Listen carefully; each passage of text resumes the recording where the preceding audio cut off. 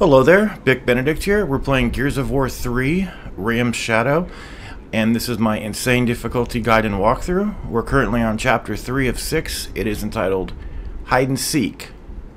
So, this chapter is actually quite difficult, and not for very good reasons either.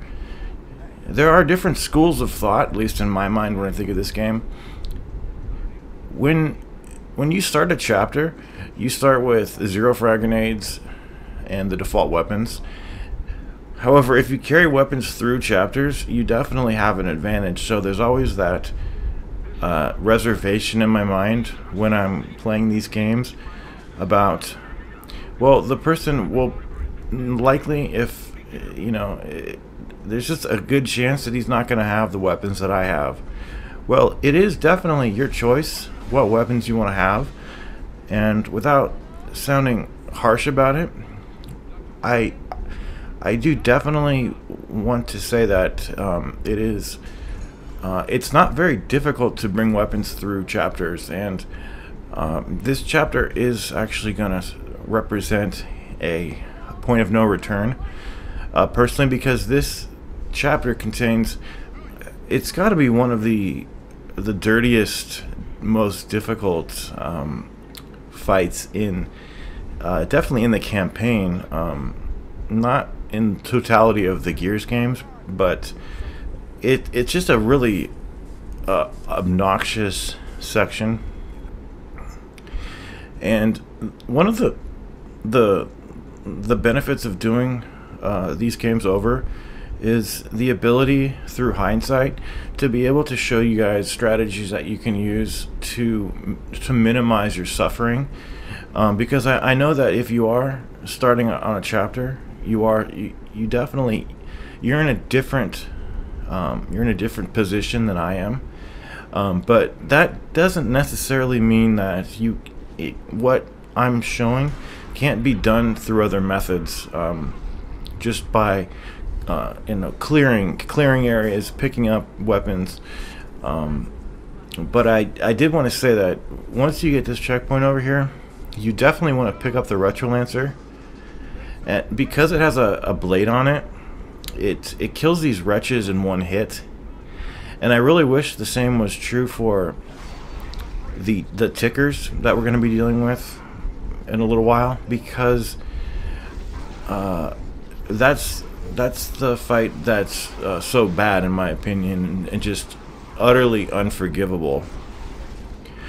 And I just wish that you could take this weapon and one hit kill the tickers without having to knock them down and then go over to them and hit them again, because it would make that section potentially not as bad. But I'm telling you, for this ticker section coming up, it has feral tickers and the exploding ones. I don't think any weapon is like gonna give you an advantage, because it's just an obnoxious situation all around. So it doesn't matter what you have, and that's really a shame. But this next section is actually got a ton of grub holes, and it's quite fun, and it represents what this game is challenging, and it gives you it rewards you for thinking, for going into battles with care, and with just bringing weapons through areas with the intention of using them on other areas, having that prescience, so to speak. And prescience, is that how to say it? I'm not sure, but over here, make sure you re-pick up the boom shot if you have set it down. You're gonna get another checkpoint in a moment, but you never want to have your one of your weapons erased by a checkpoint because you've overwritten data. And this next section is it's not too bad because of the ability to seal these holes, and it's just a really fun section as well. And the last time I did this, I was lambasting the game pretty much for not populating the levels with enough weapons. And that is definitely true. There's not enough materials. Just from resetting a chapter, there's just not enough. So it definitely pays to bring weapons through the chapter. But you want to come up here and you want to wait for that hole to spawn. You don't want to shoot it too early, because once that one's sealed, then these holes on either side, then they're going to spawn too. So you want to freehand throw those holes, and then you come back here and you can set down grenade tags for these holes over here. And this is one of those strategies that it's very particular. It's just one of those that I like to use. I definitely didn't use it last time, but it was one that I definitely marked through my practice run, replaying this game a couple months ago, that you could definitely grenade tag. But if any enemies are shooting at you over here, I'm not talking about the guys with the long shots and the one shots. If any ground-based enemies are shooting at you, you've not sealed the holes correctly, so you'll want to reset if that happens. But once you have sealed all those 3 holes, you'll have maulers coming over to you. And if you stay in the middle, they shouldn't get by those grenades that you've laid down. You should be able to. I don't like the maulers, the way they put up their fucking shields like that. It's obnoxious. But what we're going to do now is, once you kill the second mauler, there's going to be holes where we set down the frag grenades on either side over here. And I like things like this in Gears. I like knowing that holes are going to be spawning, and then we can seal them before they even erupt the enemies. But like I said, once you kill this second mauler, you're going to spawn those holes. And there's 2 back here, which you don't need to worry about. And then there's 1 up here. There's 1 right there. There are a pair of frag grenades up there too if you need them.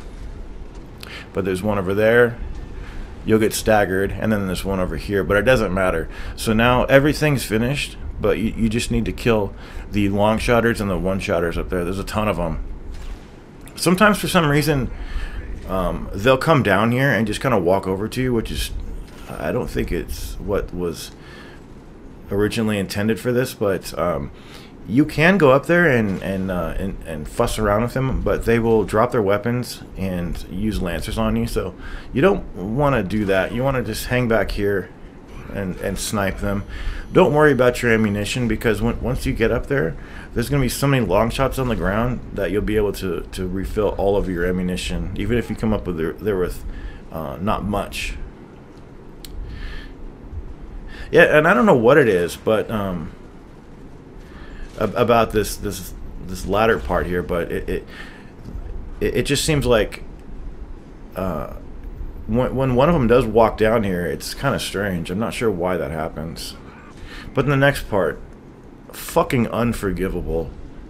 And it didn't even take me an hour. It was 45 minutes, but it was 45 minutes that I was just ruining this game and just hating it. Because I remember this part. I thought it was in Judgment, but it's in this game.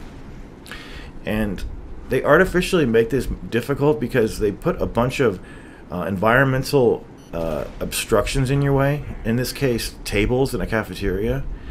And your teammates get in your way. The tables get in your way.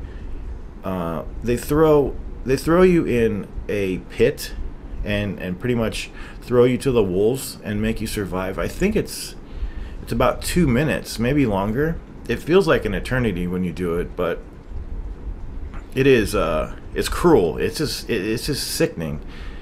And there's been a lot of occasions in this walkthrough where I've gone back to the starting point of the game, like because sometimes I accidentally press select restart chapter when I want to reset the checkpoint, which is one of the things you want to just put your fist through the screen at that point. There really should be like a double warning when that kind of thing happens. Anyway, that's the last one. You'll come up here. I'll show you all of the loot that you can pick up here, but don't forget those frag grenades. And I like that. I like being able to control a fight, but on this next section, well, there are some wretches in between it, but this, you know what it is if you've ever played this shit. It's bad. It's really bad. And oh man, it's just, and when I say point of no return at the beginning of this walkthrough, I will never redo a chapter starting with this one or starting on a previous chapter to get to like a chapter 4, because I would have to go through this chapter, and this chapter has that obnoxious section that I just want nothing to do with ever again. So I will gladly just restart a chapter after this chapter, just to get to not have to deal with the tickers.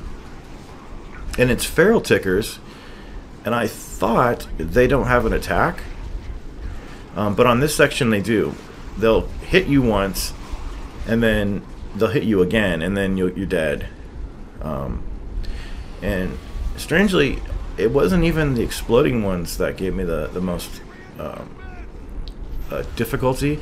It was just the clunkiness of not being able to roll properly with teammates in the way, obstructions in your way, and just the stamina limit of when you take a hit, because once you melee, you have to wait a few moments before you can melee again. So this is pretty sad, actually. I went in here with my sidearm here, not expecting to have that many problems, but I did have a lot, so I had to switch to something else. So you'll probably see me at the beginning of the fight switch to like the Lancer. The shotgun wouldn't be a bad choice either. I used the sawed-off shotgun last time, but you only get one shot with it, and despite how much spread it has, since you only get one shot, and it's not about dealing damage, it's about sadly it's about luck, kind of. They go under the tables as well, and it's just that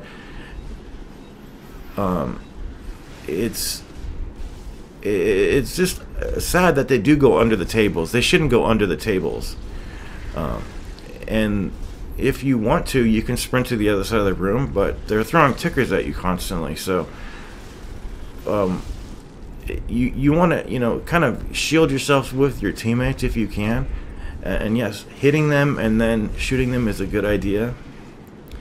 But this isn't like a big exploding fest where you're constantly getting exploded by the exploding ones. It's mostly the feral ones hitting you, and then you're not being able to roll away enough, and then they hit you again, or like you roll into your teammates, or you roll into a table, and there's just not enough room. So it's a very sad time, and it lasts too long.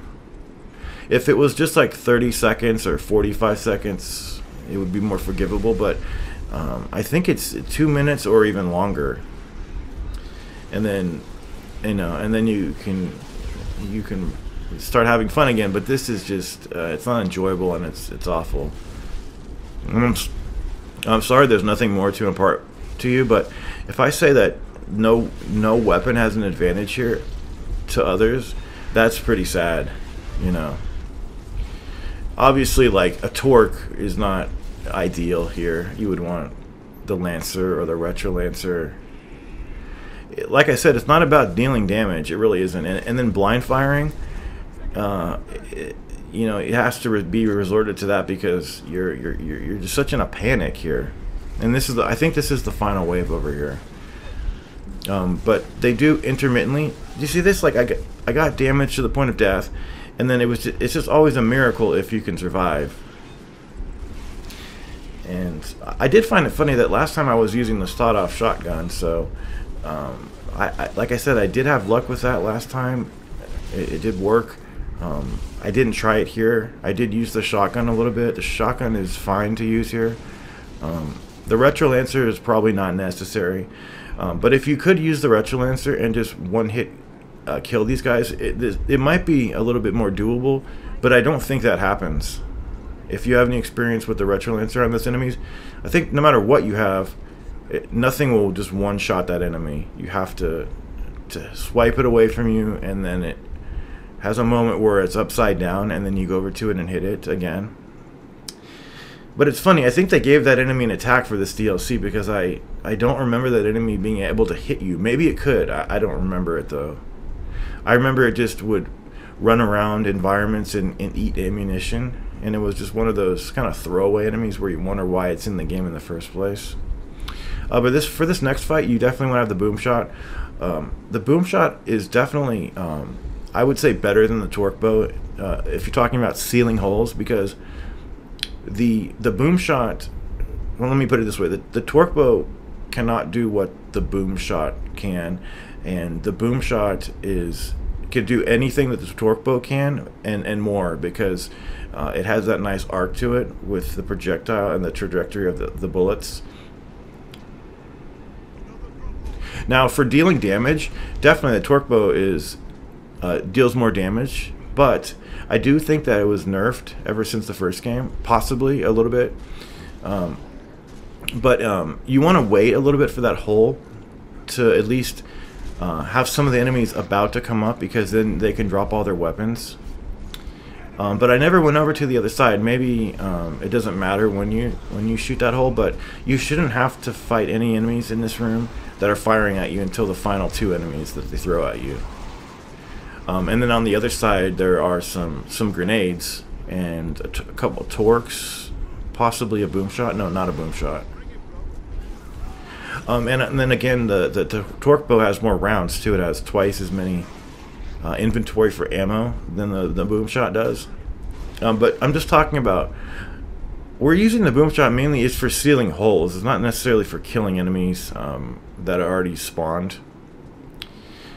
And again, I really don't fuss around with giving my teammates weapons. Sometimes, like right here, there's occasions where I'll just, give somebody a weapon that's a power weapon, but I usually don't care about it. I'd rather I have the ammo than them.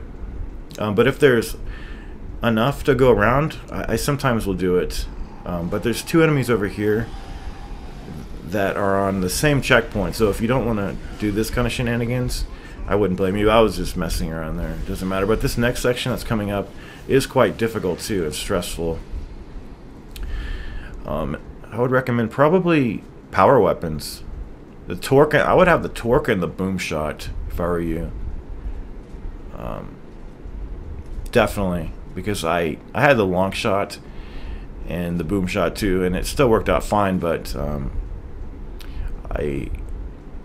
I don't think it's going to matter much. Having the long shot at this point, it's not necessary. It's just not, because everything that we're doing from this point forward, you're not going to need a long shot for. Why am I having it? I kind of find it hard to not keep the long shot around because of the scarcity of the weapon, and the fact that normal ammunition crates don't refill it, so you always have to have it. To be able to, you have to find other long shots then to be able to use the ammo. But here you get a checkpoint here, and then you also get another checkpoint up here before you fight the Centipedes. And there's also Maulers, and then there's also a couple of randoms over here, the Grenadiers possibly. And then when they come out, it's kind of, you're really worried, because when they come out, I think it represents the point where you've killed one of the Centipedes. Now, I do like to try to get a headshot on one of the Maulers, put him down quickly, stake his boom shield into the ground, because it can disrupt the pathing of the Centipedes and the Maulers. The Maulers usually will knock it over, but it can cause a little disruption to them, but sometimes they'll just run right past it. If you're wondering how to stake it into the ground, it's left trigger plus A. You can mantle over the benches in between the lockers too. I didn't think you could, but you definitely can. The Centipede's going to come from right over here. This is kind of a dead end over here. Be careful. And if you want to, you could do a little bit of grenade tagging. But I found this section pretty damn difficult. Obviously, the glowing section at their tail end is where you want to be hitting them. But it always feels like when I use the torque bow in these latter games that they definitely did nerf it. Oh, I also wanted to mention that you can aim over your left shoulder out of cover in this game. You've seen me do it quite a bit probably, but if you're in cover on the edge of cover, if you then withdraw from the cover while you're aiming, you can aim over your left shoulder out of cover. And then I think there was something else too that I wanted to mention. If your teammates are all down, I think if they bleed out, you might fail. So you might as well just pick them up. Just pick one of them up, and then they'll just pick each other up.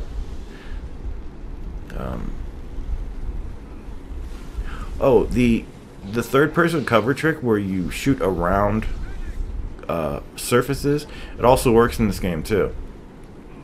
So those two features I really like to see in Gears games. So do you see how he's kind of trapped a little bit? He can't get down the hall, and then he did. He corrected himself. So I had a lot of instances too where I was trying to vault over the benches. It failed. I had a vaulting fail, and then I would get killed because you can't spend more than like a second around the centipedes, or they'll just touch you and then they'll kill you. He got staggered for some reason. I'm not sure what happened right there. But I don't like the fact that they do throw a couple of those grenadiers out here, because ordinarily, who cares about some grenadiers? But when you have so much progress at stake, grenadiers can be anything can be very threatening. See, I'm getting shot at right now, so they've definitely spawned, and I don't think, excuse me, I don't think I've even killed one of the centipedes, have I? We'll have to see. So I've grenade tagged an area over here.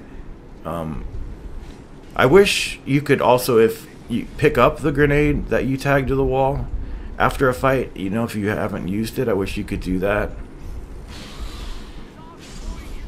But there's a plethora of good weapons on this part, and there's plenty of room to run around.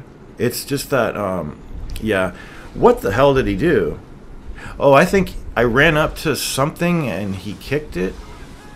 Maybe the shield was still staked into the ground, but I don't know. My biggest problem over here was my reluctance to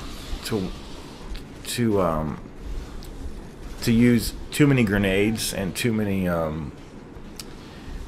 I guess the grenades, I was thinking about grenade tagging this enemy, but it's a little bit too risky, and this sawed off works really well too, so definitely want to take advantage of this. It's at the beginning of the fight in a corner. You see that I ran right through it, so gotta be careful that we don't blow ourselves up over here either. And then we do have a boss fight with the Berserker at the end of the stage. Oh, checkpoint. When I saw that checkpoint, I have to tell you, I was so relieved, because I thought there were more grenadiers running around. I didn't know about the Centipede status. I think my teammates might actually have came through and helped me out just a little bit. But here's the Berserker. I should have picked up that Retro Lancer. That's actually a good weapon. I should have switched the long shot for the Retro Lancer. So you'll come over here, you'll throw a switch after you destroy these crates. So you destroy the crates so that you can push the bleachers out, and you're gonna have to do it twice. But the second time around, you cannot interact with the crates. So you're gonna have to have the Berserker destroy them for you, which just means putting yourself in a little bit of peril before it either smashes it, she smashes it, or runs at it. Don't bother grenade tagging this thing quite yet. We'll do that at the end. You can't kill it, so just bait her to this area. Let her smash these things out of the way. I think you have to have her smash all of the crates. But I was thinking when I was doing this, didn't we just do this? We just did this, but they're kind of making us do it twice with an enemy over here, because we just pushed this switch and now we're pushing it again. So you do get iframes when you pull the lever too. It's kind of funny, but it takes the bleachers a while to extend and let you mantle up them. And then, so for what do you want for the boss fight? A pair of grenades. There is a pair of grenades on the fight, so you can pick those up. You want to grenade tag her when she's glowing red. You can only damage her when she's glowing red. How do you get her to glow red? She will run into cars and smash cars and run into cars. When she's her normal color, you shoot her, she won't get damaged. But then when she does get burned by the explosions, then she's able to get damage. So it is a little risky to grenade tag her, but since the fight is so brief, because this deals such a tremendous amount of damage, if you've played Gears of War 1, you see how much you can get damage from a grenade tag. It's very easy to get killed by her when you're attempting to grenade tag her, but I would say use about 2 grenades. Don't waste too many on it. You might want to save them, and then just proceed to shoot her after you run away from her and she's taken the damage from the grenade. But it's a good fight. It's just a poor level, I think, because of the tickers. Like I said, it's unforgivable. And you think to yourself, well, you can't forgive it. You definitely cannot forgive it. It doesn't matter how much they say sorry. It's just a contemptible, just a waste of a good, of a good section that could have been fine, but they just completely fucking ruined it because of that part. Anyway, after you've done that, she should fall pretty quickly. That is chapter 3, and we will then progress to chapter 4. Like I said, the point of no return, so I'll not be restarting any chapters, and it's all because of that fight, unfortunately. But I will see you in chapter 4. Until then, please take care.